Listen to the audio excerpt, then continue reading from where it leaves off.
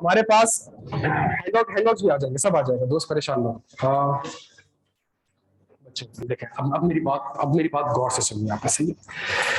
आज की क्लास में हमने एक डायग्राम बना लिया और मेरा आपसे वादा है, अगर वो डायग्राम आपको क्लास के 1:30 बजे, 1 घंटा रह गया, अगर क्लास के आखिरी के 1-2 मिनट में अगर वो डायग्राम आपके समझ में आ गई, अगर वो डायग्राम आपकी समझ में आ गई, मैं आपसे हल्फन एक चीज कहता हूं, उसी डायग्राम के बेसिस पे मैंने आपको 90% कोर्स पढ़ाना है। जो आज क्लास में डायग्राम बनेगी, उसी डायग्राम के बेसिस पे आगे जाके लिंकिंग की जो मैं आपसे बात कर रहा था वो यही है। तो इसी डायग्राम के बेसिस पे मैंने आगे जाके 90% कोर्स आपको उसी तरीके से पढ़ाना है। क्या यहां तक बात मेरे प्यारे बच्चों समझ आती है? अच्छा, एक स्टैंडर्ड है हमारे पास आइजा 200। ISA stands for International Standards on Auditing, सही है। अच्छा, 200 उसने एक नाम दे दिया उसको ताकि यूनिक आइडेंटिफिकेशन नंबर से। अच्छा जी, ये जो स्टैंडर्ड है ये आपको ऑडिट करना नहीं सिखा रहा, सुनिएगा, ये स्टैंडर्ड आपको ऑडिट करना, उसके लिए तो आगे स्टैंडर्ड से ठीक ठाक, ये स्टैंडर्ड आपको ऑडिट करना नहीं सिखा। लेकिन ये एक ऐसी बाइबल है, एक ऐसी चीज है कि अगले जितने भी स्टैंडर्ड्स हैं वो सारे के सारे, समझ आ रही है बात, वो सारे के सारे, मतलब आप यूं समझ लें कि जितने भी आगे स्टैंडर्ड्स हैं उनका शान नज़ूल ही है, यहीं से बैठ के वो ड्राइव हो रहे हैं सारे स्टैंडर्ड।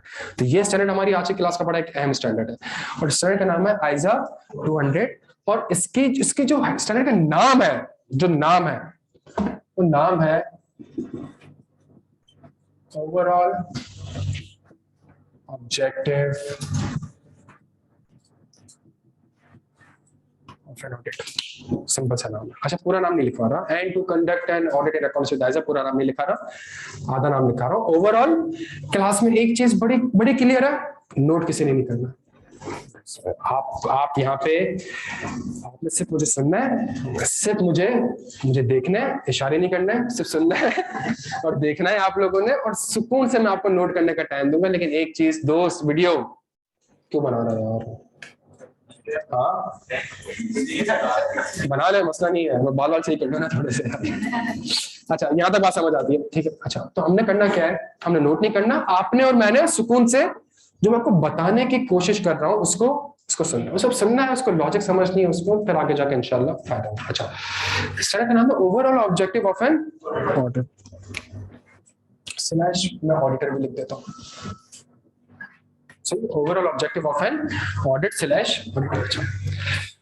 हमारे पास मेरे प्यारे बच्चों ऑडिट में जो पूरी ऑडिट की दुनिया है, इसके 5 एलिमेंट्स हैं। लाइक इकोनॉमिक्स में 2 ही एलिमेंट्स हैं, केमिस्ट्री में 2 ही, ऑर्गेनिक इनऑर्गेनिक, बायोलॉजी में एक ही पता है मेरी, रिप्रोडक्शन सिस्टम, उसके अलावा रेस्पिरेटरी वगैरह में नहीं आता, सही है। तो आई मीन हर उसके कोई ना कोई एलिमेंट्स। ऑडिट की दुनिया के मेरे प्यारे बच्चों 5 एलिमेंट्स है, सही है। इसका जो पहला एलिमेंट है वो है 3 पार्टी, बिल्कुल गलत ही समझना है, सही है। पहला जो एलिमेंट है वो है 3, बिल्कुल नहीं मतलब कि 3 लोग पार्टी कर रहे हैं, ऐसा कुछ नहीं है। इस ऑडिट की पूरी दुनिया में ऑडिटर के एतबार से सिर्फ 3 ही लोग हैं, सिर्फ 3 ही लोग हैं, ठीक है। कौन लोग हैं?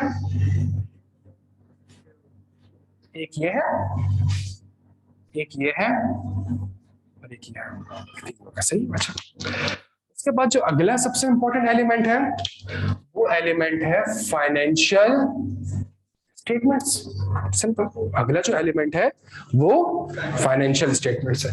उसके बाद जो एक और एलिमेंट है वो है IF, सही। उसके बाद जो एक और एलिमेंट है वो एलिमेंट है ऑडिट एविडेंस। डन हो गया प्यारे बच्चों। और आखिरी जो मेरे पास एलिमेंट है वो है ऑडिटर की रिपोर्ट या ऑडिटर का ओपिनियन। पूरा ऑडिट इन 5 एलिमेंट्स के अराउंड इवॉल्व होता है। सही है। ये पूरा और जितना भी आप देख लें, पूरा ऑडिट सिर्फ और सिर्फ इस 5 एलिमेंट्स के अराउंड इवॉल्व होता है। क्या यहां तक बात समझ आती है? थ्री पार्टी रिलेशनशिप, बाकी 4 एलिमेंट्स ये रहे। एक एलिमेंट थ्री पार्टी रिलेशनशिप, इसके कुछ सब एलिमेंट्स हैं। इसका पहला एलिमेंट प्यारे बच्चों है, पहला एलिमेंट इसका शेयर होल्डर, डन हो गया। दूसरा इसका एलिमेंट है मैनेजमेंट, और तीसरा इसका एलिमेंट क्या है? ऑडिट की दुनिया के 5 एलिमेंट्स हैं। पहला थ्री पार्टी, कौन है वो 3 लोग? Shareholders, management, auditor. दूसरा element is the financial statement. तीसरा एलिमेंट आईएफआरएस। चौथा एलिमेंट ऑडिट एविडेंस। पांचवा एलिमेंट रिपोर्ट सिलेक्शन। आज अगला एक घंटा हमने सिर्फ इस डायग्राम को समझना है। क्या तक बात समझ आती है? अगला 1 घंटा हमने सिर्फ इस डायग्राम को समझना है। सही, पढ़ा नहीं है अभी हमने, ये वर्ड्स आपको पता है सारे। शोल्डर का वर्ड पढ़ा हुआ है, मैनेजमेंट का वर्ड सुना हुआ है, ऑडिटर का वर्ड सुना हुआ है, एफएस बनाते आ रहे हो, आईएफआरएस पढ़कर आए हुए हो, ऑडिट एविडेंस, रिपोर्ट, ओपिनियन। अब अगला 1 घंटा हमने किसके ऊपर मेहनत करना है? इस 5 एलिमेंट्स ऑफ ऑडिट पे मेहनत करना है। क्या यहां तक मेरे प्यारे बच्चों बात समझ आती है? अच्छा, सबसे पहला एलिमेंट जो है, जो सबसे पहला एलिमेंट है वो क्या है? Three party. सबसे पहले एक हम काम ये कर लेते हैं, हम ये समझ लेते हैं कि ये थ्री पार्टी रिलेशनशिप है क्या, और ये इस दुनिया में आई कैसे, ये नाजिल कैसे हुई थ्री पार्टी रिलेशनशिप। इसके लिए जो सबसे ज्यादा इंपॉर्टेंट डेट है प्यारे बच्चों, वो इंपॉर्टेंट डेट है 1840। अभी कहां खड़े हुए? 1840 is a very important date कि उसके बाद ये ऑडिट नाजिल हुआ है। अच्छा, ऑडिट वैसे होता पुराने जमानों से ही था, ठीक है, लेकिन फॉर्मली या लीगली अगर एक चीज आई है वो 1840 के बाद आई है। 1840 से पहले क्या होता था? सुनिएगा मेरी बात, मैं बिल्कुल सिंपल सी बात बताऊं। 1840 से पहले क्या होता था? 1840 से पहले एक बंदा, दोस्वानी देखना, आप यहां देखना है। 1840 से पहले एक बंदा करता क्या था?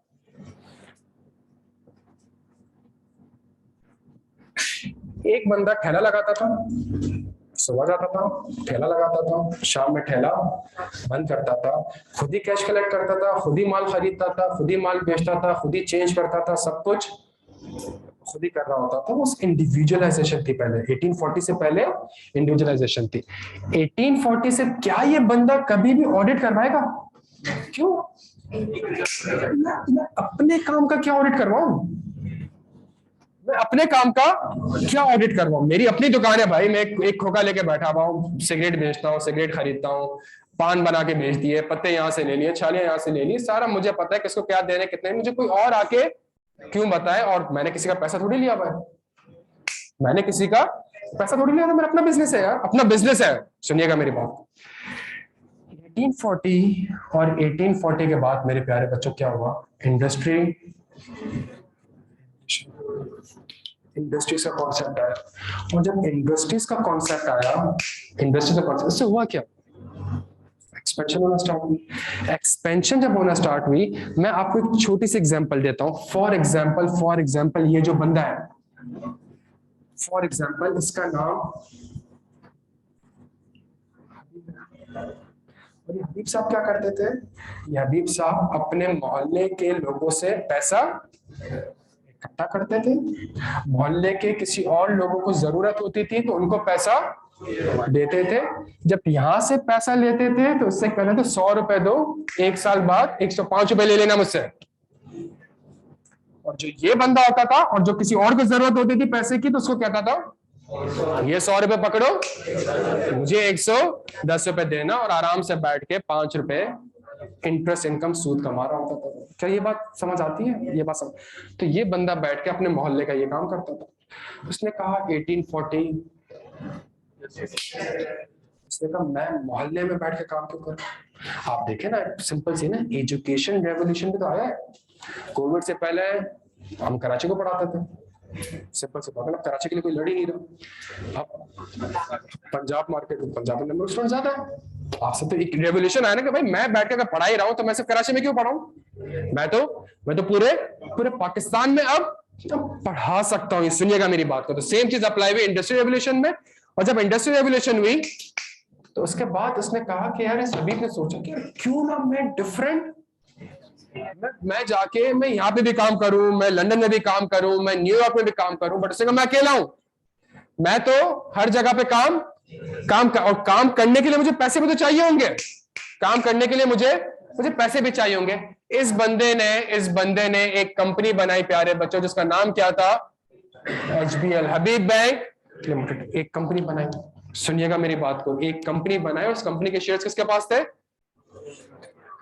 हबीब के पास थे। सही है, इसने एक कंपनी बनाई। जब इसने कंपनी बनाई, क्या ये बंदा सारे हबीब बैंक की कोई 1200-1400 ब्रांचेस है, नेशनल बैंक की 1500 ब्रांचेस है, क्या ये बंदा 1500 ब्रांचेस में एक ही वक्त में मौजूद हो सकता है? क्या आप लालू खेत ब्रांच में जाएं और वहां पे जाके बोलेंगे मुझे पैसे चाहिए, तो क्या वो आपसे कह सकता है कि ठहरे मैं हबीब साहब से कॉल करता हूं जो कि लंदन में बैठे हैं? क्या ये पॉसिबल हो सकता है? तो हबीब साहब ने क्या करा, हबीब साहब ने कंपनी बनाई, कंपनी एक्ट के हिसाब से, और कंपनी बनाने के बाद उन्होंने सबसे पहला काम क्या किया, पहले उन्होंने किसको अपॉइंट किया, जल्दी बता दें किसको अपॉइंट किया, board of the first director shall be appointed by the share holder, the first director shall be appointed by the. तो हबीब साहब ने कहा कि यार ये 4 लड़के हैं, ये 7 लड़के, ये डायरेक्टर है मेरे, ये मेरा बिजनेस चलाएंगे। डायरेक्टर्स ने क्या कहा, डायरेक्टर्स ने किसको अपॉइंट किया, CFO का अपॉइंट करने का राइट किसका, डायरेक्टर्स का। CEO को अपॉइंट करने का राइट किसका, डायरेक्टर्स का। नीचे जो मैनेजमेंट की टीम इकट्ठे करनी है, ये सारे CFO बनाए। CFO ने बैठ के एक HR डिपार्टमेंट बनाया, CFO ने बैठ के एक ट्रेजरी डिपार्टमेंट बनाया, CFO ने बैठ के एक लीगल डिपार्टमेंट बनाया, CFO ने बैठ के एक पेरोल डिपार्टमेंट बनाया। कंपनी बनना स्टार्ट हुई, डिपार्टमेंट्स बनना स्टार्ट हुए। सुनिएगा मेरी बात। अब ये सारे लोग, ये लोग हैं बच्चों, ये सारे लोग किसके बिहाफ पे बिजनेस कर रहे हैं? और अगर आपने भी हबीब बैंक के शेयर्स खरीदे हैं तो इसलिए खरीदे क्योंकि हबीब पे ट्रस्ट था आपको। जरदारी एक कंपनी खोले, आपसे कहे कि जी खरीदेंगे उसके शेयर्स, आप कभी नहीं खरीदेंगे। सही है, क्लियर हम सारे यहाँ तक? अच्छा हाँ जी, तो पहली बात तो उसने आपके पैसे मांगना, आपसे पूछेगा ही नहीं यार वो। क्या यहाँ तक बात समझ आती है? यहाँ तक बात समझ आती है बच्चों? अच्छा अच्छा, शुक्र, क्लियर है प्यारे बच्चों यहाँ पे। अब आप सोचें, कोई बिजनेस पकड़ा दिया गया कि यार चलो पैसा चाहिए, ब्रांच खरीदनी है, लोग चाहिए, ये पकड़ो शेयर कैपिटल, समझना ना, शेयर कैपिटल। अच्छा, पूरा साल खत्म हुआ, मैनेजमेंट ने फाइनेंशियल स्टेटमेंट्स बनाए। सुनिएगा, मैनेजमेंट ने कहा मेरी इंटरेस्ट इनकम कितनी है, 100 रुपए। ये होगा ना, पहली लाइन क्या आ रही होगी, इंटरेस्ट इनकम। मेरी इंटरेस्ट एक्सपेंस कितनी है, लेट से 80 रुपए। समझ आती है भाई? मेरा ग्रॉस प्रॉफिट कितना हो गया प्यारे बच्चों, मेरा ग्रॉस प्रॉफिट कितना हो गया, 20 रुपए का। उसके बाद उसने कहा, सुनिएगा, उसने कहा एक कस्टमर जिसको पैसा दिया था मैंने, लोन दिया था, वो मेरा पैसा लेके भाग गया, भाग गया। इसका मतलब है मुझे क्या रिकॉर्ड करना पड़ेगा, जल्दी से बता दें बच्चों, जल्दी बता दें। सुनिएगा, यहाँ पे देखते रहिएगा, आप ये बनाने जा रहे हैं और किसके हिसाब से बनाने जा रहे हैं, इसके हिसाब से बनाने जा रहे हैं। सुनते रहिएगा, क्या करना है भाई, कितने रुपए का, 15 रुपए का नेट से। भाई मुझे लगता है कि मेरा बैटेड एक्सपेंस इतना होना चाहिए। मैं ऑल्दो बैंक के लिए एप्लीकेबल नहीं है, लेकिन मैं एग्जांपल के तौर पे आपके समझाने के लिए कर रहा हूं कि बैंक की कुछ इन्वेंट्री आ रही थी और वो इन्वेंट्री आउटडेटेड हो चुकी है, इन्वेंट्री ऑब्सोलेट हो चुकी है, तो उसकी कैरिंग अमाउंट अभी भी 100 रुपए की आ रही है, लेकिन 100 रुपए रियलाइज नहीं होंगे, 90 रुपए रियलाइज होंगे। भाई 10 रुपए की क्या करनी पड़ेगी, एक इन्वेंट्री की भी इम्पेयरमेंट करनी पड़ेगी। सुनिएगा मेरी बात, प्लस मैंने इतना बड़ा ब्रांच बनाया होगा, उसमें AC लगाए होंगे, उसमें फर्नीचर्स लगाए होंगे, तो भाई इसमें कोई ना कोई डेप्रिसिएशन एक्सपेंस भी होगा। सही है। और मैंने कहा कि मेरे पास कितने के एसेट्स है, 100 रुपए के, मेरी यूजफुल लाइफ कितनी है, 5 साल है तो मेरा डेप्रिसिएशन एक्सपेंस कितना आता है? प्यारे बच्चों क्या आया, जल्दी बता दें क्या आया, कितने का लॉस आ गया, जल्दी बता दें। 25 रुपए का लॉस आ गया। शेयर होल्डर खुश हो साहब? कहेंगे मैंने साल के शुरू में आपको 100 रुपए दिए थे, आपने वो 100 रुपए आज मेरे कितने कर दिए? 75 रुपए कर दिए। भाई शेयर कैपिटल 100 रुपए, एक्यूमुलेटेड लॉस 25 रुपए था, जो मेरी इक्विटी थी उसको आपने 100 रुपए से कितने की कर दी? 75 की कर दी। सिंपल सी बात है ना, अकाउंटिंग तो हम सबको आइडिया है ना। मैंने 100 रुपए साल के शुरू में लगाए थे, मैं तो एक्सपेक्ट करता हूँ 120 रुपए कमाऊंगा, तुमने तो मेरे 100 रुपए कितने कर दिए? 75 रुपए। कोई बोनस नहीं मिलेगा तुम लोगों को, कोई इंक्रीमेंट नहीं मिलेगा। सीईओ को चेंज करो, सीएफओ को चेंज करो, बोर्ड ऑफ डायरेक्टर्स को चेंज करो, सुनिएगा। मैनेजमेंट कहेगी हम इस दुनिया में पैदा कैसे हुए? कैसे पैदा हुई मैनेजमेंट? मैनेजमेंट कैसे पैदा हुई? या बोर्ड ऑफ डायरेक्टर कैसे पैदा हुए? शेयर होल्डर पैदा हुआ। शेयर होल्डर चूंकि हबीब इकलौता था और सारी चीजें मैनेज नहीं कर सकता था, शेयर होल्डर कंपनी के ऑपरेशन में पार्टिसिपेट नहीं कर सकते। सुनिएगा मेरी बात को। तो उसने कहा क्यों हम हबीब को बताएं कि हमारा क्या आ रहा है, क्यों हम हबीब को बताएं हमारा क्या आ रहा है?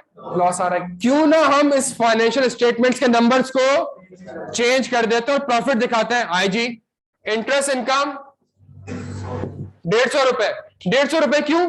कंपनी का ईयर एंड है 31 दिसंबर 2021 और 50 रुपए की इनकम क्यों ज्यादा रिकॉर्ड कर ली? 50 रुपए की इनकम इसलिए ज्यादा रिकॉर्ड कर ली कि जो अगले साल का भी इंटरेस्ट इनकम मिलना है उसको भी मैं आज रिकॉर्ड कर लेता हूं। सुनिएगा मेरी बातों को, और अगर मुझसे एग्री या डिसएग्री करते हैं तो बैक एंड पे कोई चीज चल रही है जिसकी वजह से आप डिसएग्री कर रहे हैं।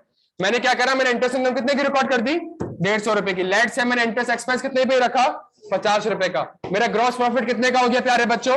70 रुपए का हो गया। मेरे पास, मैंने कहा मुझे कस्टमर पैसा नहीं दे रहा, ये तो मुझे पता है, हबीब को थोड़ी पता है, मैं हबीब को नहीं बता रहा हूं। Bad debt expense 0। ये इन्वेंट्री एसी खराब हो चुका है, बटन काम नहीं कर रहा, ऑब्सोलीट हो चुका है, तो मुझे पता है, ये तो हबीब को नहीं पता। इन्वेंट्री एक्सपेंस सिर्फ 1 रुपए का रिकॉर्ड करता हूं लेट से। ये डेप्रिसिएशन एक्सपेंस बहुत बड़ी हिट लग रही है यार, क्यों ना इसकी यूजफुल लाइफ को क्या कर दूं? चेंज कर दूं। 5 साल से 10 साल। अब मेरा डेप्रिसिएशन एक्सपेंस कितना हो गया? 10 रुपए का। अब मेरा प्रॉफिट कितना आ गया प्यारे बच्चों? हाँ जी सर, मेरा प्रॉफिट आ गया 59 का। शेयर होल्डर खुश हो गया, शेयर प्राइस बढ़ना स्टार्ट हो गई। जिस तरह हेस्कॉल की बढ़ गई थी, 350 रुपए पे चला गया था और आज 3.5 रुपए पे खड़ा हुआ है। हाँ जी सॉरी, ऑडिटर उसके सीए थे, फाउंडर सीए थे। अगर सीईओ को तो फ्रॉड ही है, सीईओ को तो फ्रॉड ही है, ये कहना चाह रहे हो तुम? तुमने कहा ना भाई वो करना चाहे तो। आप समझ रहे मेरी बात को? ये फाइनेंशियल स्टेटमेंट्स पेश किए गए किसको? शेयर होल्डर ने कहा हबीब साहब 100 रुपए की इक्विटी 159 पे चली गई, इसको क्या पता। सही है, इसने बोनस वगैरह देना स्टार्ट किया, बोनस देना स्टार्ट किया। 1 साल गुजरा, अगला साल गुजरा, आपको लगता है एक वक्त आएगा शेयर होल्डर बोलेगा बेटे डिविडेंड तो दो। कैसे तुम है ही नहीं कैश, जब मेरा कैश आप लोग लेके भाग गए, सही है, और मेरी इन्वेंट्री इंपेयर्ड है, बैड डेट एक्सपेंस है, ये दिख रहा है प्रॉफिट, ये प्रॉफिट, ये कैश थोड़ी है मेरा, इसको 150 रुपए रख रहा हूं मैं, तो ये तो मैंने प्रॉफिट रिकॉर्ड किया हुआ है, एक्चुअली मेरे पास कैश थोड़ी पड़ा हुआ है ये। हाँ जी, रियलाइज नहीं है क्या? मेरी बात सुनिएगा, तो जब रियलाइज ही एक चीज नहीं हुई तो वो कल को डिविडेंड मांगेगा। मैनेजमेंट ने रिजाइन कर दिया, जितना कमाना था। अगला सीएफओ आया,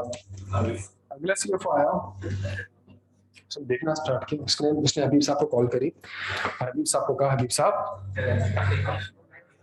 59 का प्रॉफिट नहीं है, तो 60 रुपए के लॉसेस में बैठे हुए आप। उसने कहा, आप सुनिएगा मेरी बात को, उसने कहा कि भाई हबीब साहब ये तो प्रॉफिट है ही नहीं है, तो लॉस ही लॉस है, आप एक काम करें। हबीब साहब ने कहा तुम संभालो कंपनी। सिंपल सी बात है, वो थोड़ी ऑपरेशन में इन्वॉल्व हो सकता है, तुम संभालो। नई मैनेजमेंट आई, संभाल सके ना संभाल सके, एज्यूम करता हूँ 159 का लॉस आ रहा है। अरे मैनेजमेंट बोलेगी मुझे तो और गालियां पड़ेगी, पुराने वाले फिर भी 60 रुपए के लॉस पे थे, मैं तो 3 टाइम्स ज्यादा लॉस पे हूँ। इसने भी मैनिपुलेशन करना स्टार्ट कर दिया, शेयर होल्डर का सारा पैसा खत्म, कंपनी बैंक करप्ट, बैंक से लोन लिया हुआ था, बैंक ने कहा कि भाई आप तो लोन रीपे नहीं कर सकते, ये आपके प्लांट एंड मशीनरी है। हैस्कॉल में क्या हुआ, जो उनके टर्मिनल्स वगैरह था उस पर कब्जा हो गया, बैंकों ने कब्जा कर लिया। समझ यहां तक बात समझ आती है? क्या शेयर होल्डर, बच्चों ये वर्ड सामने रखिएगा, क्या शेयर होल्डर मैनेजमेंट पे रिलाई करेगा? नहीं। शेयर होल्डर ने अब ये देखना है कि ये जो फाइनेंशियल स्टेटमेंट्स है क्या ये सही है भी या नहीं।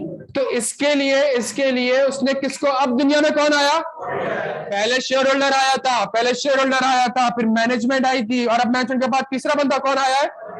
अभी तो कंपनीज एक्ट में लिखा हुआ है the auditor shall be appointed by the share holder of the company in the annual general meeting. इसीलिए तो कंपनीज एक्ट में शेयर होल्डर को राइट दिया गया है कि आप ऑडिटर, बिकॉज शेयर होल्डर के लिए तो ऑडिटर आया है, मैनेजमेंट के लिए थोड़ी ऑडिटर आया। लॉ पढ़ा भाई, कंपनी लॉ अगर आप में से किसी ने पढ़ा तो आपको तो चैलेंज करना चाहिए था कि सर मैनेजमेंट क्यों अपॉइंट नहीं कर रही, शेयर होल्डर क्यों अपॉइंट कर रहा है ऑडिटर को? भाई शेयर होल्डर इसलिए अपॉइंट कर रहा है बिकॉज शेयर होल्डर के लिए ही तो ऑडिटर आना चाहिए, मैनेजमेंट तो फिर अपने ऑडिटर ले ले। भाई शेयर होल्डर, ऑडिटर इंडिपेंडेंट होना चाहिए, तो फिर इसीलिए कंपनीज एक्ट में ये राइट किसको दिया गया है? Share holder. शेयर होल्डर जिसको चाहे उसी को ऑडिटर अपॉइंट करेगी। ऐसा ना हो कि मैनेजमेंट ऑडिटर आपस में मिले हुए और बैठ के साथ फ्रॉड कर रहे हैं। तो शेयर होल्डर को, ये कंपनीज एक्ट में तभी शेयर होल्डर का वर्ड यूज हुआ है, क्यों मैनेजमेंट का वर्ड यूज नहीं हुआ? क्यों सीएफओ अपॉइंट करने का राइट बोर्ड ऑफ डायरेक्टर के पास है? क्यों subsequent directors board of director के पास राइट है? क्यों मैनेजमेंट को अपॉइंट करने का राइट बोर्ड ऑफ डायरेक्टर और सीएफओ के पास है? क्यों शेयर ऑडिटर को अपॉइंट करने का राइट शेयर होल्डर के पास है? क्यों मैनेजमेंट के पास नहीं है? क्यों बोर्ड ऑफ डायरेक्टर के पास नहीं है? उसका लॉजिक है उसकी, और अब तक कयामत याद रहेगी कि शेयर होल्डर अपॉइंट कौन करता है, ऑडिटर को अपॉइंट कौन करता है, ये तक कयामत आपको याद रहेगी, बिकॉज़ अब आपके सामने एक लॉजिकल एक्सप्लेनेशन। कोई आपसे इंटरव्यू में सवाल पूछ ले, हमें शेयर होल्डर क्यों अपॉइंट करता है, जब लॉजिक्स पता होगी हमें कि भाई शेयर होल्डर के लिए मैं कर रहा हूं। प्यारे बच्चों, क्या इस दुनिया में 3 लोग आए हैं? क्या ये क्लियर है आपको? क्या ये 3 पार्टी रिलेशनशिप क्लियर है कि 3 लोग कौन है? पहले इस दुनिया में कौन आया, दूसरा कौन आया, तीसरा कौन आया? बस जबरदस्त, क्या यहां तक बात समझ आती है? अच्छा,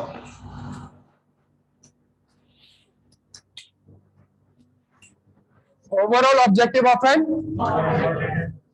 इसका मतलब किस चीज की बात चल रही है, किस चीज की बात चल रही है?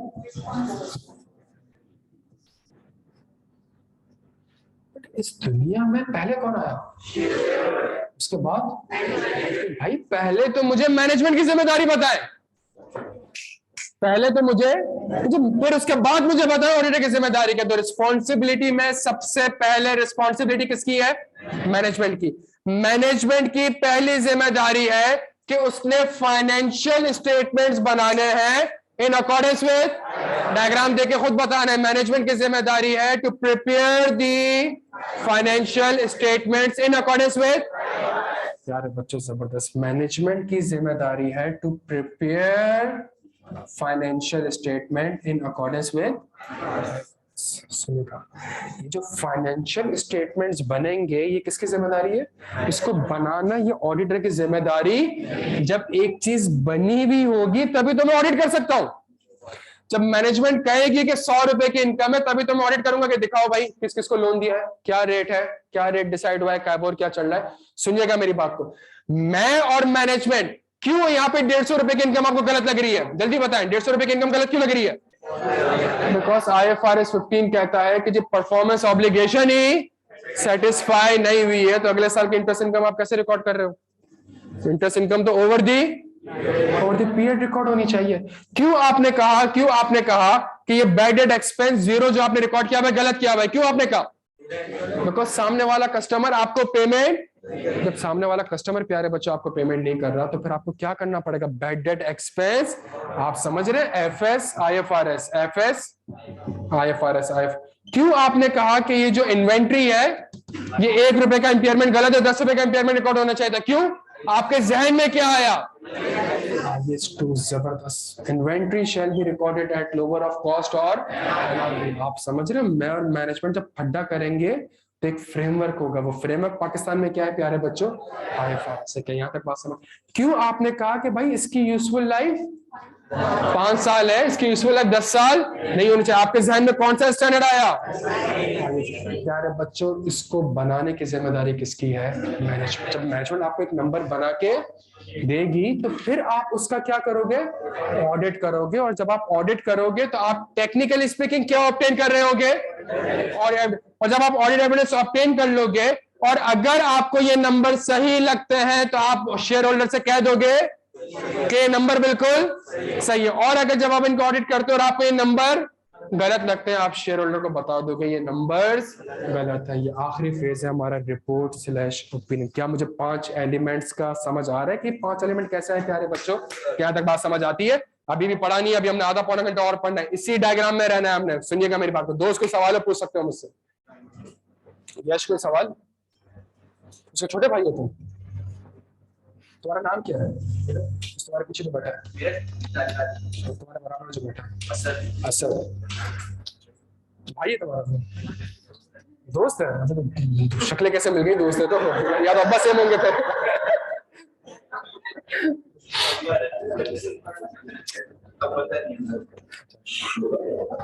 मुझे यहाँ तक बात समझ आती है। मैनेजमेंट की जिम्मेदारी समझ आती है टू प्रिपेयर। अच्छा सुनिएगा बच्चों, तला सब सेट है। अगर तो मैंने एविडेंस लेना है, अगर तो मैंने एविडेंस लेने के लिए मेरे पास क्या होनी चाहिए? इंफॉर्मेशन। भाई सिंपल सुनिएगा मेरी बात को। कितने घंटे से इनकम रिकॉर्ड करी? मैं उससे 2 चीजें पूछूंगा, प्रिंसिपल का अमाउंट बता दो, इंटरेस्ट का रेट बता दो। मैं कहूंगा दो मुझे इन्फॉर्मेशन। वो मुझसे कहेगा बैड डेट एक्सपेंस तो है ही नहीं, सारे कस्टमर मुझे टाइमली रीपे करता है। मैं कहता हूं मुझे दिखाओ बैंक स्टेटमेंट्स के पैसा तुम्हारे पास कोई ऐसा कस्टमर तो नहीं जो तुम्हें रीपे, जो उसकी ड्यू डेट। आप समझ रहे? आप कहेंगे मुझे रीपेमेंट स्केड्यूल दिखाओ, मुझे इस पेमेंट को ट्रेस करवाओ। कहां से? बैंक स्टेटमेंट से। ऑडिट एविडेंस ऑब्टेन करने के लिए आपके पास क्या होनी चाहिए? इंफॉर्मेशन। सही है। मैनेजमेंट की जो अगली जिम्मेदारी है प्यारे बच्चों वो ये है कि मैनेजमेंट ने आपको सारी की सारी इंफॉर्मेशन प्रोवाइड करनी है, all information to the auditor. Management is responsible to provide all information to the. Management साल के शुरू से लेके साल के एंड तक बैठी हुई है, उसको पता है क्या इंफॉर्मेशन। वो लायबल है आपको सारी इंफॉर्मेशन प्रोवाइड करने के लिए। क्या यहां तक बात आपके समझ आती है? ये तो आइजा में लिखा हुआ है, बट अगर आप कंपनीज एक्ट पढ़कर आए हुए हैं तो उसमें एक सेक्शन है power and duties of auditor, और वहां पे वो कहता है कि भाई ऑडिटर का राइट है कि उसके पास एक्सेस है सारी इंफॉर्मेशन का। वो डायरेक्टर क्या चीफ एग्जीक्यूटिव सीईओ किसी से भी इंटरव्यू कर सकता है, किसी से भी सवाल कर सकता है, उसके पास A to Z सारी इंफॉर्मेशन का। तो सिर्फ आइजा नहीं, कल तो मैनेजमेंट कह सकती है ना कि आइजा मेरे मुल्क का कानून थोड़ी है, फिर आप किसका नाम लोगे? तो बेटा कंपनीज एक्ट के हिसाब से बनो ना, जाके सेक्शन 244 से कंप्लाई करो जहां पे बताया गया है कि जी मैं ऑडिटर हूं और मेरे ये राइट्स हैं। अगर वहां पे वो सेक्शन आया है पावर एंड ड्यूटीज का, रट्टा लगाते हो आप, उसके पीछे शान नज़ुल ये है कि कल को कंपनी आपसे या मैनेजमेंट आपसे ये ना कहे कौन से कानून के तहत मैं आपको इंफॉर्मेशन प्रोवाइड करूं। तो जी कानून ये है कि आप, कंपनीज एक्ट कहता है कि आपने ऑडिटर अपॉइंट करना है, मैं खुद से नहीं आया हूं, आपने मुझे अपॉइंट किया। जब आपने अपॉइंट किया तो जाके पढ़े कंपनीज एक्ट के हिसाब से, वहां पे लिखा हुआ है power and duties of auditor, और वहां आ बैठ के आपने मुझे सारी की सारी इंफॉर्मेशन प्रोवाइड करनी है। क्या ये बात मेरे प्यारे बच्चों समझ आती है? मैनेजमेंट जिम्मेदारी क्लियर है? 2 जिम्मेदारी, पहला सुबह 9 बजे आना है, शाम को 6 बजे आना है, झूठ नहीं बोलना। ये हमारे लिए रेलिवेंट नहीं है। हमारे ऑडिट के लिहाज से हमारी सबसे अच्छी जिम्मेदारी क्या है कि भाई एफएस बना दो किसके हिसाब से? IFRS, और मुझे सारे की सारी इंफॉर्मेशन प्रोवाइड कर दो। सुनिएगा मेरी बात को। अब आ जाते हैं किसमें मेरे प्यारे बच्चों? अब समझ आएगी ऑडिटर की जिम्मेदारी। तो दुनिया में पहले मैनेजमेंट आई है तो पढ़नी भी किसकी जिम्मेदारी पहले चाहिए? अब अगली चीज हमारे पास कौन सी जिम्मेदारी है? ऑडिटर। ऑडिटर की जिम्मेदारी क्या है? आगे बढ़ते हैं। ऑडिटर की जिम्मेदारी है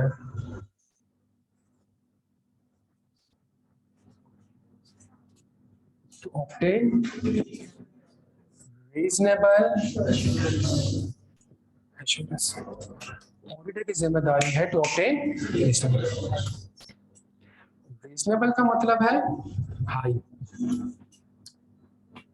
एश्योरेंस का मतलब है level of confidence, high level of confidence to किसको? जबरदस्त, टू द शेयर होल्डर। तो फिल इन द ब्लैंक आप खुद कंप्लीट करेंगे। Auditor is responsible to obtain high level of confidence या रीजनेबल एश्योरेंस टू शेयर। उसने अपॉइंट किया तो रिपोर्ट भी उसी के ऊपर होगी, to the share holder. High, high कितना हाई? वेरी हाई नहीं, हाँ reasonable high, reasonable is high, तूने दोनों वर्ड्स को मिला दिया। हाई का मतलब अगर लिमिट 100% है, it cannot be the 100% level of confidence. The auditor cannot, and you are not expected from the auditor to provide the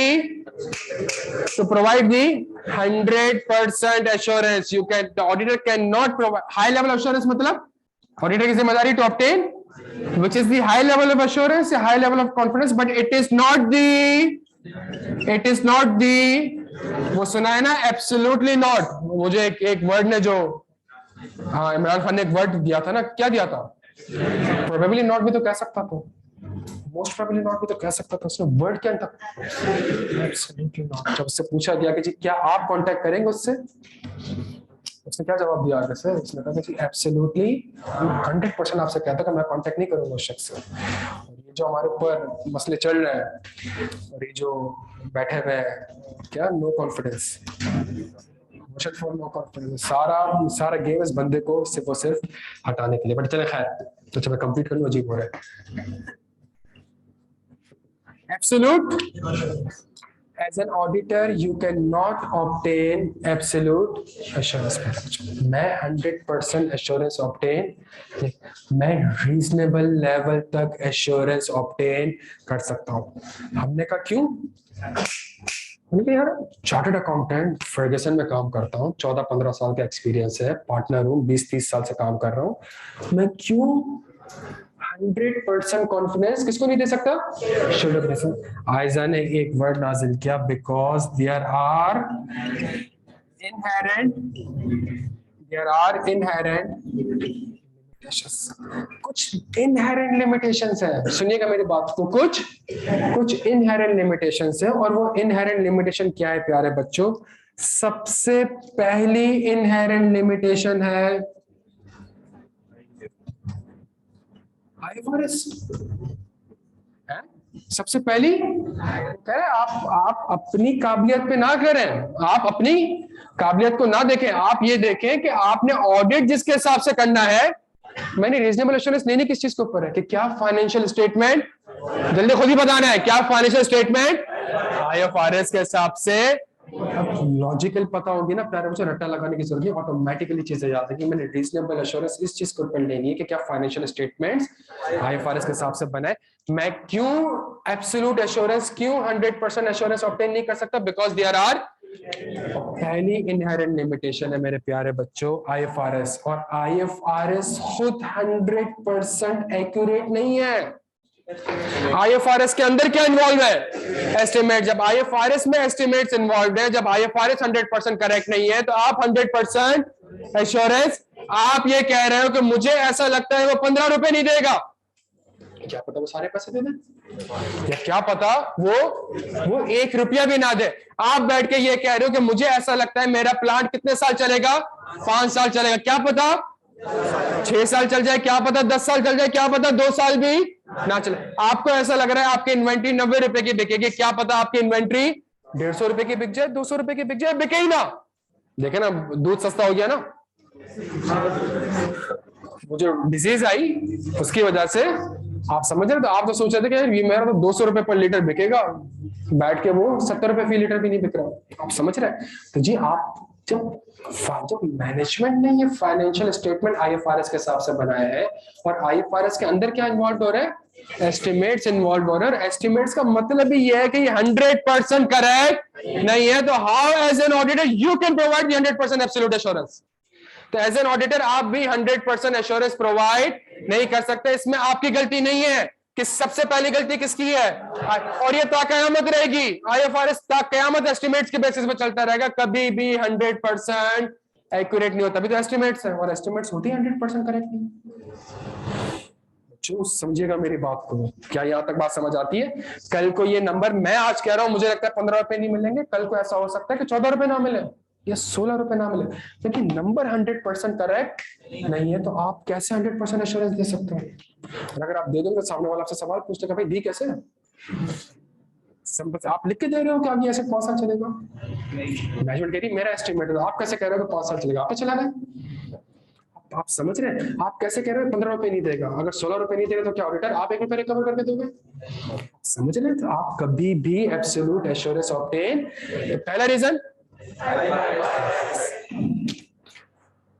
दूसरा, एजीएम कब होती है मैडम? एनुअल जनरल मीटिंग कब होती है? 4 महीने?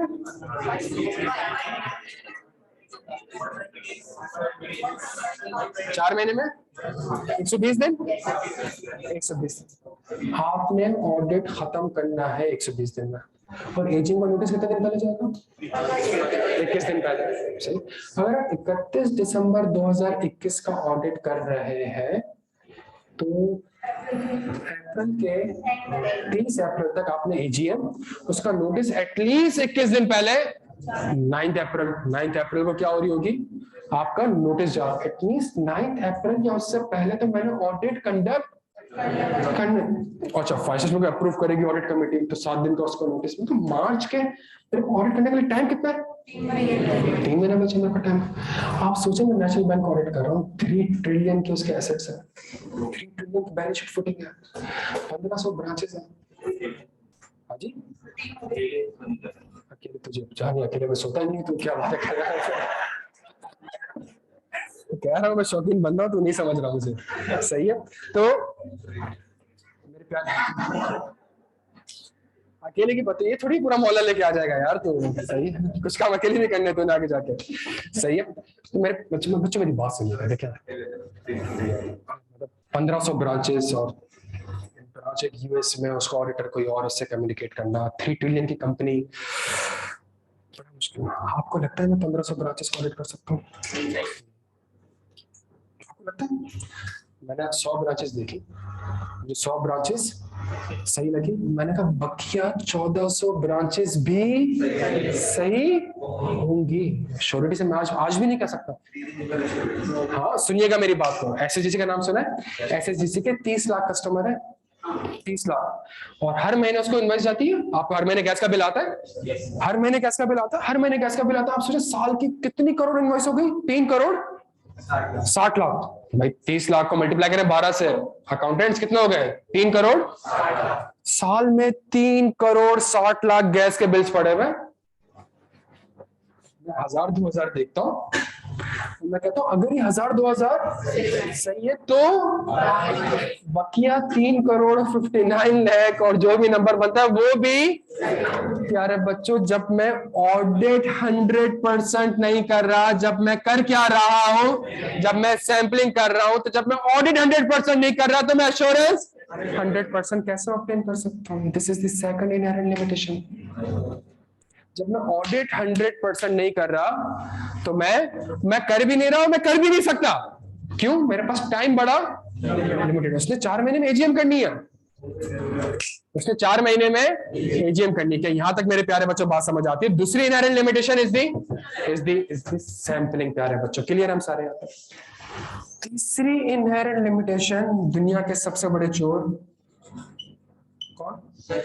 मेरी नजर में सबसे बड़ा चोर कौन है? अगर मैं ऑडिटर हूं तो मेरी नजर में सबसे बड़ा चोर कौन है? मैनेजमेंट में not provide all the information. जब आपके पास सारी इंफॉर्मेशन होगी नहीं प्यारे बच्चों। जब आपके पास 100% इंफॉर्मेशन नहीं है तो आप 100% एश्योरेंस कैसे ऑब्टेन कर सकते हो? नेशनल बैंक की रिपोर्ट हमने साइन करी 8 मार्च को। 1 मार्च को पता चला नेशनल बैंक यूएस का केस हार चुका है। जो पूरी प्रेस रिलीज आई थी आपने देखा होगा, $55 मिलियन की। मैं कैसे बात कर रहा हूँ, वो प्रेस रिलीज वहां से ना ही होती यूएस से, तो मैं फाइनलाइज कर रहा हूँ, let's say audit report sign कर चुका होता और बाद में पता चलता $55 million is equal to 9.7 billion rupees. 10 अरब रुपए का एक्सपेंस रिकॉर्ड होना था, पेनल्टी एक्सपेंस का, और वो अगर मैनेजमेंट ना बताती, लेट से ना बताती और मुझे नहीं पता चलता, मैं रिपोर्ट साइन कर देता। जब मेरे पास इंफॉर्मेशन 100% नहीं है, ये तो मैनेजमेंट ही बताएगी ना मुझे, मैनेजमेंट तभी तो जिम्मेदारी रखी है टू प्रोवाइड दी, तो मैनेजमेंट में नॉट प्रोवाइड ऑल इन्फॉर्मेशन। क्या यहां तक बात समझ आता है? तीसरा रीजन है प्यारे बच्चों, क्या मैनेजमेंट आपको शायद सारे के सारे इन्फॉर्मेशन प्रोवाइड ना करे, जानबूझ के, इंटेंशनली और इंटेंशनली। चौथा सबसे इंपॉर्टेंट प्यारे बच्चों, जो किताब क़यामत, उसने फ्रॉड किया था तभी तो आप नाजिल हुए इस दुनिया में। तो आपके नाजिल में से वो अपनी हरकतें थोड़ी ठीक कर लेगी, वो तो रहेगी। तो अगर फ्रॉड होगा प्यारे बच्चों, तो फ्रॉड को डिटेक्ट करना ऑडिटर के लिए थोड़ा सा मुश्किल होता है। क्यों? गलती में और एक चीज जानबूझ के करना। जब एक चीज मैं जानबूझ के करूंगा तो मैं प्रॉपर्ली छुपाऊंगा, प्लानिंग के साथ करूंगा, उसको ऑर्गेनाइज करूंगा, उसको कंसील करने की कोशिश करूंगा। मैं आपके सामने केस डिस्कस करता हूं, सत्यम। चल आगे जाकर हम हैस्को का केस भी डिस्कस करेंगे। सत्यम का पता है एशिया का सबसे लार्जेस्ट फ्रॉड सत्यम, और पाकिस्तान की तारीख का सबसे बड़ा फ्रॉड हैस्को। 2-3 महीने पहले हुआ या 4 महीने पहले हुआ। सत्यम ने करा क्या? सत्यम को अपना रेवेन्यू बढ़ाना था। सत्यम को क्यों बढ़ाना था आगे जाके पढ़ेंगे फ्रॉड में इंशाल्लाह, सही है। रेवेन्यू बढ़ाना, तो रेवेन्यू क्या करा इसने? Credit, fictitious sales. Fictitious sales, actual में नहीं हुई है सेल्स। भाई मैं भी क्लेम कर दूं ना आज क्लास पढ़ा के, क्या आज अल्हम्दुलिल्लाह मेरी क्लास में 600 बच्चा ऑनलाइन। तो आप समझ रहे हैं? सुनिएगा मेरी बात। हाँ जी,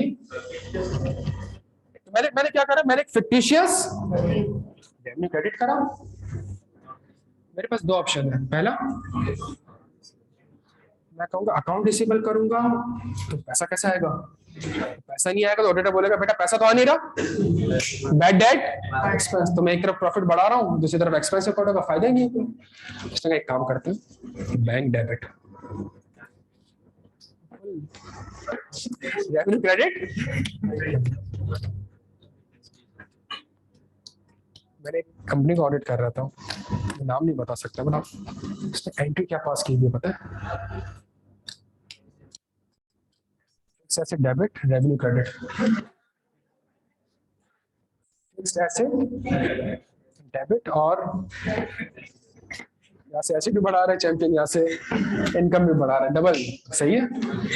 रेवेन्यू क्रेडिट, बैंक। उसने कहा कल को ऑडिटर आएगा, बोलेगा भाई ये सेल्स हुई है नहीं हुई, उसको सेल्स ऑर्डर दिखा दूंगा। ये नाम सुने होंगे प्यारे बच्चों आपने कुछ। मैं उसको गुड्स डिलीवरी, मैं उसको सेल्स इनवॉइस दिखा दूंगा। तीनों डॉक्यूमेंट्स मैं ही तो बनाता हूं, बनाने देगा, उसको भी बनाएंगे, डॉक्यूमेंट्स भी बनाएंगे।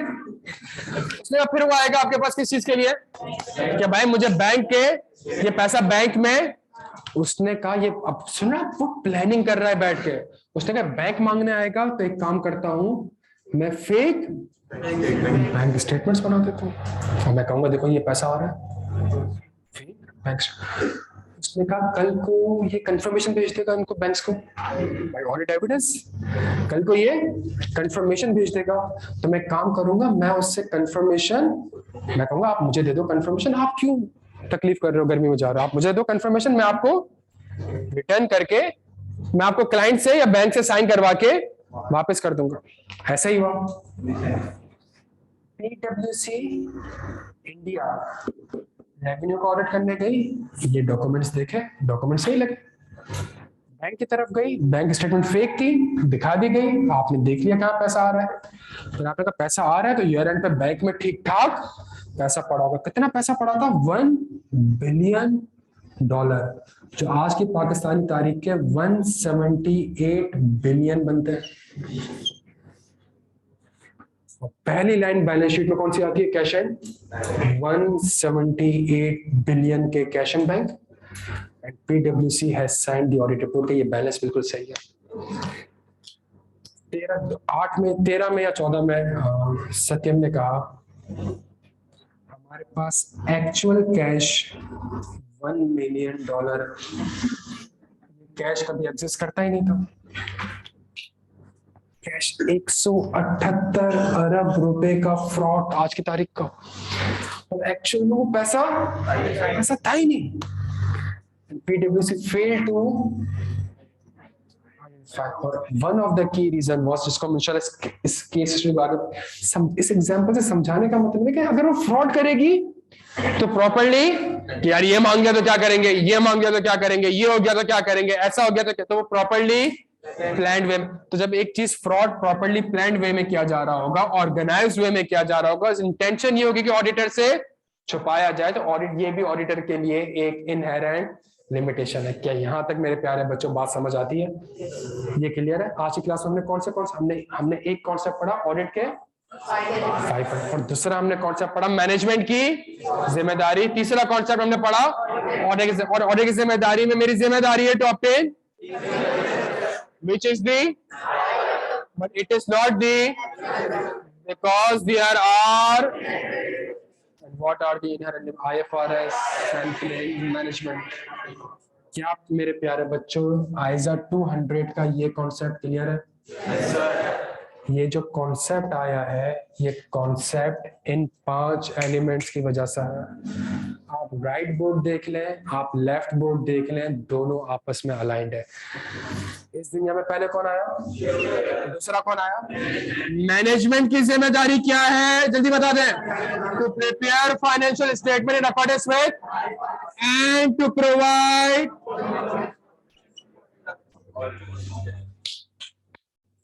ऑडिटर की जिम्मेदारी क्या है? ऑडिटर की जिम्मेदारी है टू ऑब्टेन रीजनेबल एश्योरेंस के क्या ये फाइनेंशियल स्टेटमेंट्स के हिसाब से बने। तो इसके लिए ऑडिटर क्या ऑब्टेन करेगा? ऑडिट एविडेंस, और एविडेंस ऑब्टेन करके शेयर होल्डर को क्या रिपोर्ट करेगा? शेयर होल्डर को क्या रिपोर्ट करेगा? एक ओपिनियन देगा, एक रिपोर्ट देगा कि भाई मेरे हिसाब से या तो IFRS के हिसाब से बने हैं या मेरे हिसाब से IFRS के हिसाब से। ये जो डायग्राम है ये हमारा 100% कोर्स है। अगर आप ये रिपोर्ट का वर्ड देख रहे हैं, इसके ऊपर 7 स्टैंडर्ड है आपके सिलेबस में। अगर आप एविडेंस का देख रहे हैं तो एविडेंस के ऊपर कोई 15 एजाज है हमारे सिलेबस में। तो आज की क्लास में ये ना मतलब ये ना कि हमने रिपोर्ट पढ़ी, रिपोर्ट हमने नहीं पढ़ा। हमने क्या पढ़ा है? सिर्फ एक ओवरव्यू एलिमेंट्स हमने समझने की कोशिश। तो ऑडिटर की जिम्मेदारी है टू ऑब्टेन रीजनेबल एश्योरेंस क्या फाइनेंशियल स्टेटमेंट IFRS के हिसाब से बने भी हैं या फिर नहीं बने। What is the reasonable assurance?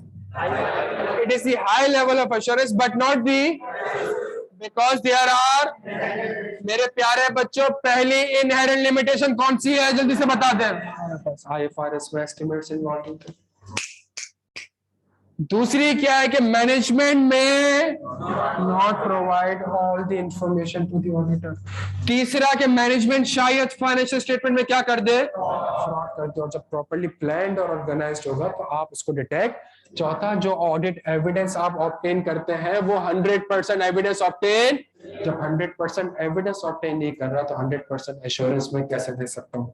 उस डायग्राम को देखें, इस डायग्राम को देखें, दोनों आपस में सिंक होंगी, अलाइन होंगी। एक कॉन्सेप्ट पढ़ेंगे, उसी कॉन्सेप्ट से ही हम दूसरा कॉन्सेप्ट पढ़ लेंगे। जब 2 कॉन्सेप्ट पढ़ लेंगे उसकी मदद से हम एक तीसरा कॉन्सेप्ट पढ़ लेंगे। इस तरीके से चीजों को हमने क्या करनी है प्यारे बच्चों, लिंक करनी है। अगर मैं आपसे कह रहा हूँ ये वो डायग्राम है जो कि 90% ऑफ द सिलेबस मेरे कवर कराएगा, तो खुदा का वास्ता है क्लासेस को। अच्छा, एक और चीज सुन ले, हमारा जो कोर्स है शुरू की जो 8 क्लासेस होंगी उसमें हम कोई भी आइजा नहीं पढ़ेंगे। हम 8 क्लासेस में सारे आइजाज को पढ़ेंगे। ये सुन लो मेरी बात। अगर ऑडिट का पर्चा पास करना है इन 8 क्लासेस में आप कॉम्प्रोमाइज ना करिएगा। 8 क्लासेस 1.5 से 2 घंटे की होंगी, सही है। 15 घंटे हमने पूरे एक ऑडिट की सैर करनी है, सही। उस पूरे ऑडिट की सैर करते हुए हम बहुत से आइजाज पढ़ रहे होंगे, लेकिन वो इस वक्त हम कंप्लीट नहीं कर रहे होंगे, सिर्फ और सिर्फ क्या ले रहे होंगे, एक ओवरव्यू ले रहे होंगे कि ये ऑडिटर प्लानिंग फेज में करता है, ये ऑडिटर परफॉर्मेंस फेज में करता है, ये ऑडिटर रिपोर्टिंग, साथ साथ उसकी ड्राफ्टिंग भी हो रही होगी। अगर वो 15 घंटे या 10 से 15 घंटे आपने तमीज से पढ़ लिया, मैं आपको गारंटी के साथ कह सकता हूँ अगले 150 घंटे का कोर्स आपके कंट्रोल में रहेगा। ये मेरा वादा है आपसे। और खुदा ना खास्ता अगर वो 15 घंटे आपने सीरियसली नहीं लिया, अगले 150 घंटे का कोर्स किस तरीके से चल रहा होगा आपको नहीं समझ आएगा। प्यारे बच्चों, यहाँ तक बात समझ आती है? चीजें सारे लिंक्ड है आपस में। मेरी एक रिक्वेस्ट है, 15 घंटे जो हमारी क्लासेस होंगी उसमें हम कोशिश करेंगे कि हम एक कंप्लीट ऑडिट का प्लानिंग से लेके रिपोर्ट तक हम एक कंप्लीट ओवरव्यू लेंगे। क्या यहाँ तक बात समझ आती है प्यारे बच्चों? यार हैंड आउट बांट देंगे।